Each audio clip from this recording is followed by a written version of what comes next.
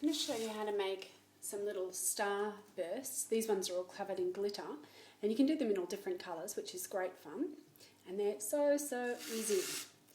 The first thing I do is cut my wire. So I start off with some wire. Now you can get all different coloured wires. I've got pink and I've got silver here, but they come in all different colours. For this particular thing, it's a little girl's cake. I'm going to use pink. For the other stars there, I used silver. This is a really fine wire, and all I do is it's a bit hard to see, but you basically take your length and bend it to, because I'm doing only small stars, so match the ends up, and then I just bring it together, just using a pair of scissors. Then I get my lengths all to be about the same even, because I only want half lengths. You can do longer ones, but I find that this is a good length to support the size star that I'm doing. I have used other wire or a couple together to do something that's a little bit heavier, but for this sort of size or the little stars, not a problem, this sort of weight wire. So when I have all my pieces together and they're all handy and ready, because I don't want to be fiddling for them when I need them, I get my fondant, which I have already pre-coloured. In this case it's a pinky colour. Using my flour board, just roll out my fondant.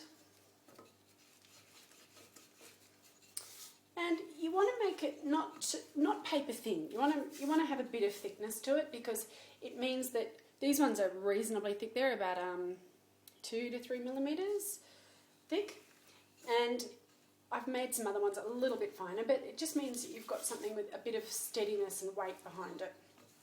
If you make it too thin, you poke the wire straight through, and it's no good. So then I've decided I'm going to do a couple of different shapes. I've just done a moment ago a couple of little butterflies, and what I'll do is I'll lie them down and get them to set. This time I'm going to do some stars, because they specifically ask for some stars. So you just literally just cut your stars out, as many as you would like. I try and make sure I cut fairly close together so that I'm fairly economical with the cutter. Now this little girl is turning 2, but I'm going to do 4 stars just in case one breaks or something like that.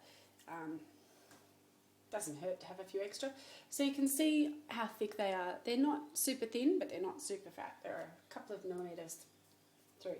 And then all you do is you get your piece of wire, make sure you've got the nice sharp end there, take your piece while it's still fairly unset, and just poke it in the middle, and being very careful to not poke all the way through on either side. So you really are poking it in the middle of the star.